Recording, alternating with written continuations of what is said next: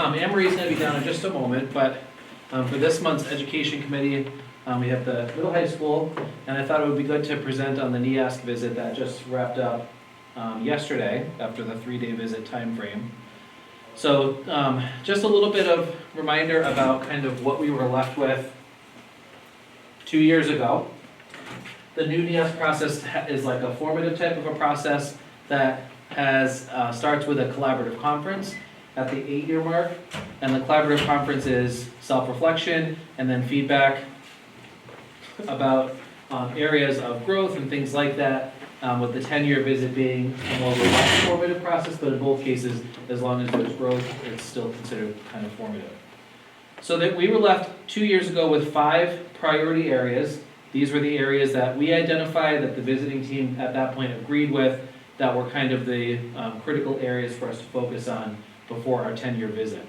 And the first was curriculum. At that time, we had been in kind of the early stages of writing our learning goals, putting them in a consistent format, adding can-do statements and things like that. So 2 years ago, we had set a priority area is to finish that work.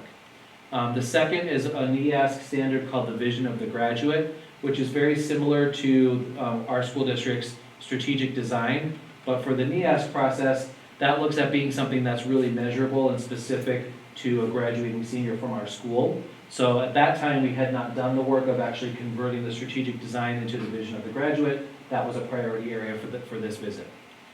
Crafting a written school improvement plan that takes into account from our last visit all of the priority areas as well as other recommendations. That was one of the things for us to focus on. Continuing to work on counseling and learner support, in particular defining specific procedures, which 2 years ago we were at the very early stages of putting in writing and being more proactive with our systems of support, and then increasing the connection between the middle school and high school and working on that united school culture. So these were the areas from 2022 that were kind of the key areas for us to focus on. So after they left, the admin met with the faculty and kind of gave them the good, the bad, the ugly. Here's what we do really well. Here's what we have room for growth. Here's what NEASC recommended as our priority areas, what we have to fix in the next couple of years. And then what we did was we asked faculty to kind of pick an area that they would be interested in working on. And we split them into groups.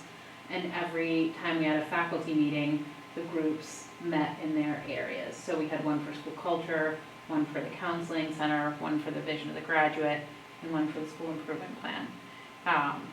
And so we spent the next couple of years taking feedback from the faculty and sort of crafting each of those areas from the ground up, if you will. One of the big things with the NEASC accreditation process is pulling in stakeholders and being collaborative in a process. So in addition to the faculty groups working here, many of these areas also included surveying or receiving feedback from learners and the community members. So on the school culture, for example, I kind of annoyed people for a little while, asking questions about how people look at the name of our school, what the unified vision should look like, getting parent feedback, getting community feedback, student feedback. The same thing was true with Vision of the Graduate. As that group started working on how we wanted to incorporate specific ideas and key values about learning, we went back to the strategic design and then sent out some surveys to parents to have them look at some of that language, included some learners and things like that. So just wanted to point that out as well. So with the school culture piece, that was one of the ones that we felt was really important to work on quickly. We'd already, and I won't rehash that too much because obviously I've visited that already with the school board a couple of times, but soliciting feedback was important. Obviously the changes this year have been more substantial, and we've already seen pretty widespread adoption of the new logo. The middle schoolers snap it up like crazy. It's kind of fun watching them with new gear and things like that for the school year. What's interesting is we've seen more high school student activity groups seeking to engage the middle schoolers in their activities. So almost all of our middle school dances this year have actually been hosted by high schoolers, and the high schoolers have set them up, done some of the chaperoning of those, done all the theming and working with middle schoolers and sitting in the middle school caf and talking with them and selling tickets and things like that. So that was interesting this year. It's almost like they feel like a barrier has been reduced to that, and they've been jumping in there a lot more, to the point that sometimes I've had to say, okay, let's let a middle school group run the middle school dance this time because it's been a few high school dances now in a row. So we've definitely seen some more of that happening. This year, for the first time ever, we had a high school student, an athlete who wanted to work with middle school athletes. And so he had become kind of an assistant coach role, started going over during his mentoring to mentor some of these middle school learners with coursework and things like that. And we've seen other learners expressing similar interests, asking the question, how can I start to do some of that as well? We had some high schoolers going over and making posters for one of the 8th grade basketball games and then like cheering some of the B team kiddos on at their game, which was really cool. So we've seen some of those barriers already this year, just in 1 year of that work that that the board approved for this school year. 1 year has really reduced a lot of those barriers. Interesting also for staff, for several years now, we've been working on kind of getting the staff, 6 through 12, to continue to gel and feel comfortable working together. And this year, for the first time, we felt really confident and felt the feedback from the staff coming that was really confident that they felt like they wanted to get back into 6 to 12 teams more consistently and start working on learning goal alignment from grade 6 all the way to grade 12. So we had 2 full sessions this year on PD days where those content teams met and produced amazing work. There was a lot of vulnerability between the different grade spans, a lot of honest dialogue, and really good work with the learning goals. The last time this was attempted in my memory was probably 6 or 7 years ago, and it was disastrous, whereas this time it resulted in really good work and the staff saying, can we do this again? Can we add this to our regular rotation of PD time? So again, just a lot of evidence of some of these school culture pieces coming together with our deliberate focus on that. It's actually been really nice to hear the faculty say that they're enjoying working together on these things, and asking for like what the next day is going to be. They're going to vertically team. We had 2 pretty significant high school to middle school also kind of staff requests this year that were interesting in terms of timing as well. We had the middle school and high school English teachers come forward and talk about the transition to 9th grade with ELA skills and say, can we have some PD time to work grade 7 and 8 with the high school grade 9 English teacher and develop a common assessment to benchmark our kids coming into high school. That was their request. They looked at data, they felt comfortable, they had done that vertical alignment, and they asked for a specific project. And the high school math team had a similar kind of interaction. They were looking over some data in their professional learning community, and in a completely separate conversation about scheduling, asked administration, can we use some of our prep time to go and support 8th graders during their RTI period and do some grouping with them to work on core math skills. So again, just more of an example of how that continued growth of a 6 through 12 school culture, which was one of our priority areas, has really paid dividends coming into this school year. School counseling was another significant area from our last visit. At the time that they came in to visit our school, we had just lost one of our school counselors. She had taken an elementary position, which was where her heart really had been at the time. So there was only our director position and 1 school counselor kind of managing everything at that time. So obviously there was already concern with the staffing ratios for that year, but there just wasn't as much programming, and we were very transparent about that school year, and that's been one of our goals to keep working on. So since the NEAS visit, we've obviously worked on filling out a more robust counseling team and doing more to prepare in-class lessons to be proactive. So one of the things that we did was repurposing positions to create what we would consider a more full counseling team. So last year and this year, we've had a grade 6 and 7 counselor. We've maintained having 2 counselors for grades 8 through 12, and we repurposed one of our access positions into a school adjustment counselor. So this kind of more complete team has been working for the last 2 years on programming, getting into classrooms, being more proactive versus reactive, and providing stronger support.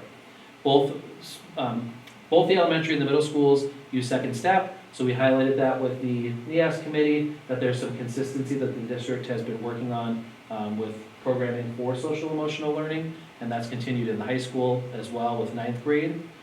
We've also got, for the first time ever that I'm aware of in this building, a comprehensive written curriculum specifically for school counseling. That team has used all the PD days this year where other staff have worked on curriculum to write learning goals that are specific for counseling that they've been using in the classrooms, and that also has made a really big difference.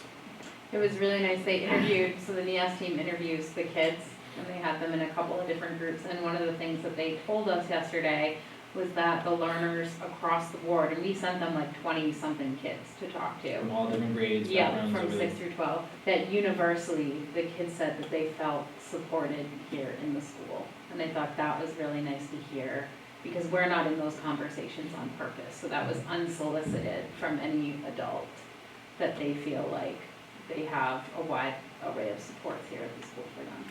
And are those two programs, the second step and the common sense, those are the ones that are the counseling ones? Yes, yep. This is just a little bit more about the partnerships that have been built out and some of the intentional programming. This year, the counseling team has worked on consistent kind of wellness programming, so they've been hosting Wellness Wednesday and Fun Fridays during mentoring to, again, bring kids in, help them build peer connection skills. Our partnerships have grown this year. We've had Reality Check and River Center and Cheshire County Youth Services in pretty regularly. All three of them are doing formalized programming, in some cases including extended learning opportunities with learners who might be at risk of not having specific skills. River Center, for example, is doing a program called Adulting 101 that provides a half credit to learners, but it provides significant skill in terms of filling out and completing job applications, budgeting, things like that, some of these learners really would be a concern if they didn't get that access to that. We've started some diversionary types of discipline pieces with Cheshire County Youth Services, where if a learner, for example, has a vape in school or is engaging in extensive bullying, this organization is able to come in with parent consent and work with that learner to do social skill building or smoking cessation or things like that. So that's become a much more formal partnership, and then we continue to work really closely with Reality Check as well.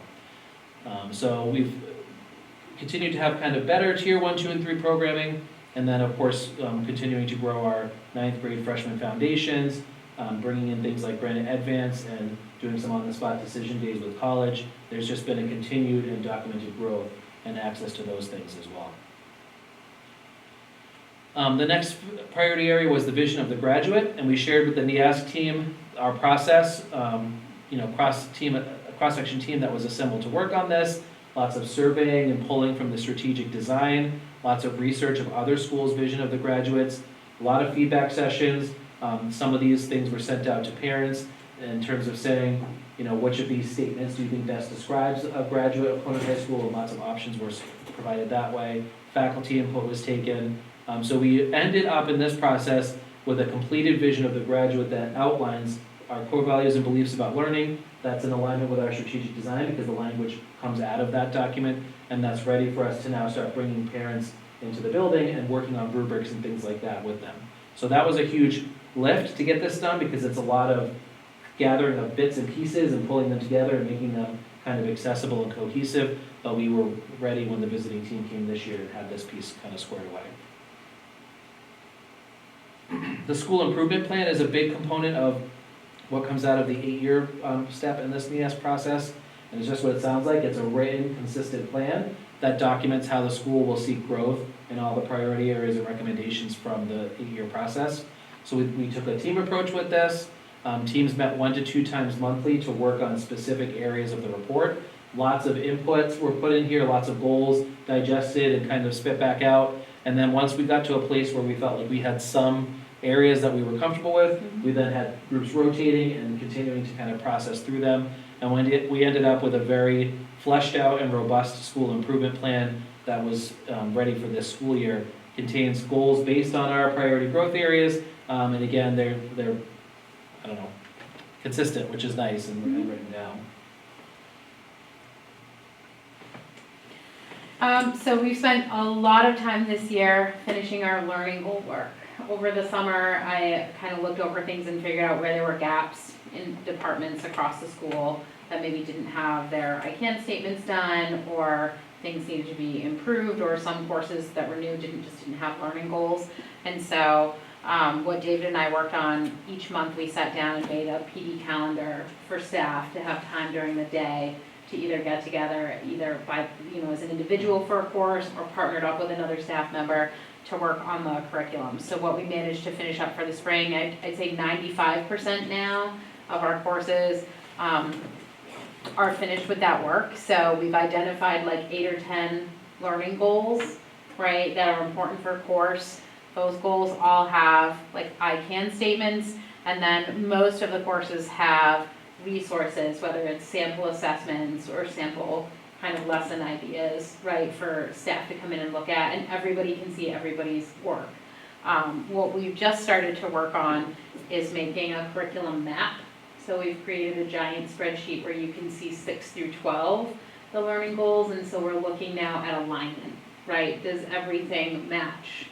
Are there any gaps? So teams, when we did those vertical alignment days, teams are identifying, are there any gaps? Do things repeat? Is there redundancy? And then thinking about where are there really important assessment pieces that need to happen. So that's the next phase of the work. And then next year, David and I think are gonna start to move some teams towards a pacing guide. And so eventually it will be public, right? So anybody can click on a pacing guide and see how long something will take, what the learning goals are, and what the assessments are for a given course. So the pacing goal for students or teachers? Teachers. So the idea is like when a new teacher comes in, Yeah. right? A lot of times they come in and we're like, here are our learning goals, but they're Right. like, okay, you've got 8 of these, where do I start? Yep. Right? A pacing guide at least tells a brand new teacher, like, here's the first thing we start with, here's about how long it should take, here are kind of like the order of operations, to give them a sense of not feeling so like overwhelmed. Mm-hmm. You know, it's kind of a blessing and a curse to be able to come into a school and do whatever you want. This at least gives a little bit of structure. And then, yeah, so, but the idea is that parents will be able to click on the learning goals and see, I mean, they can see them in Otis, but it's kind of nice to be able to see the whole map, right, of how everything clicks from year to year to year. Right, so that's what I was just gonna ask, is the learning goals are pretty, there's a lot Mm-hmm. in a year, so is that something that,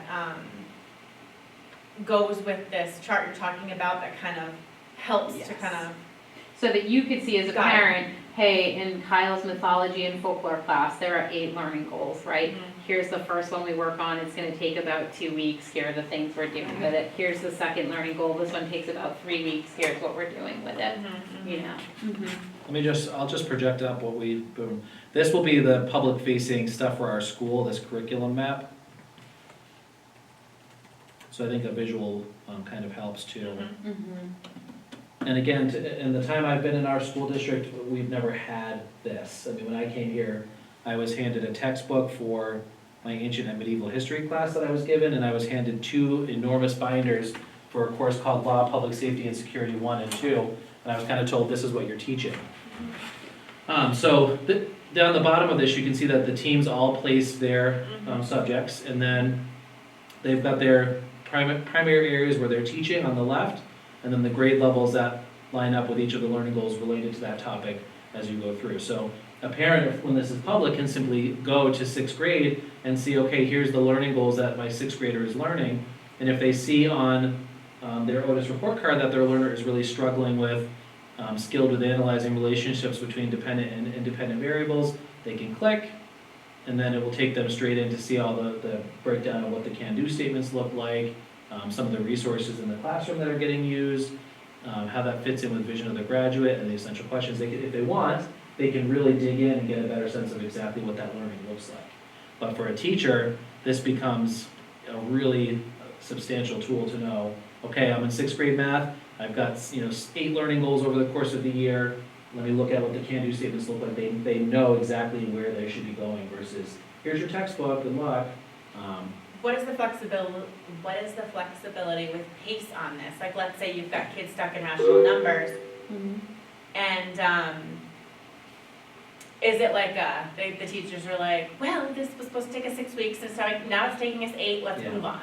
No, No. I think the idea becomes you start to think about how to spiral curriculum. Yep. So like the kids are really struggling, we've got some kids struggling with rational numbers. So sometimes you might say, we're gonna spend a couple extra days on it, but I'm gonna move on to the next thing and weave rational numbers back in. Yep. Right, cause like, we also know like you can't spend 16 weeks on something, like at some point you have to move on, but the idea is that a couple of things would happen. A, it's gonna come back around, but B, you would also be pulling those kids for like 6th grade has that transition class and saying, okay, I've got 5 kids struggling with rational numbers right now, you're gonna come see me, we're gonna do some work with rational numbers. And that's actually one of the things that our high school math teachers have talked about doing. They've recognized that in 8th grade right now, because of the sub issue, there's a gap, right, in skills work. So the math teachers of the high school went to Kim Baker and said, we would like to be able to take some 8th graders during our team time who are struggling and help fill the gaps. They did that without anybody saying anything to them. So what David and Kim did is they gave those kids the Ames Web Plus, and it identified where kids are struggling. So the high school is now going to start to take some of those 8th graders and work with them during the high school teachers' team time to help close some of those gaps for next year. So you can also see on here, anywhere that's red, this team has identified that they're missing learning goals. So that the next piece that the 6 through 12 math group has looked at is how are we going to build the learning goals in to fill these gaps so we don't miss something. And that's pretty consistent. I know English had some similar stuff. Social studies, these yellow ones are ones that they were looking at consolidating. They realized that there was some overlap, so they said, can we, get rid of these? The middle school social studies and high school social studies also asked if they could basically turn everything on its head in terms of using the learning goals but getting rid of some of the underlying content. So they've gone crazy since they started doing this in a good way, where they're, again, exploring flexibility of their teaching and looking at the learning goals together, and in that 6 through 12 lens, started to realize there might be opportunity to not be stuck to the same content that they've been using in that way. So this has been a really important piece of the work that we were doing with curriculum that we definitely highlighted for the NEAS folks as well. Some other areas that we've really focused on the last couple of years, professional learning. We've continued to kind of identify through the data and curriculum work we're doing critical areas for consistent professional learning. So literacy was one, for the past 2 years. And we've been, as I mentioned a couple of ed committees ago, we've been sending teachers to 2 consistent resources for literacy instruction, both the Empowered Writer Series and Keys to Literacy. And that will allow us in August at our return to school days to have those teachers work on a consistent basket of resource that will have common language and common tools for literacy. And then the next step is to continue that work with math as well. The use of Otis has been really critical. 2 years ago, we were just dipping our toes in with Otis, so obviously now that's very different where everybody is using it. But the access to learning goals and the assessment of those for every learner in one space, tied with our learning progression system of how we report on learning, has been transformational for staff using data and asking questions around data. Our next steps are to look at a school-wide testing plan again and revise that based on the teacher feedback as they've been looking at data. Professional learning communities has been a focus the last 2 years. We really started implementation in the fall of 2022. This year we did a little bit of training and continued refining how some teams were using data. Next year that will be an even stronger focus with our PLCs. Learner mentoring has been a focus. Lincoln Web were formalized and came online in 2022. And then, as I mentioned, this year we've been, either through learner interest or need, we've been identifying additional mentoring opportunities, so that will be a focus as we move forward. The continuation of a STEAM focus has been a priority the last 2 years. This year, adding more STEM courses.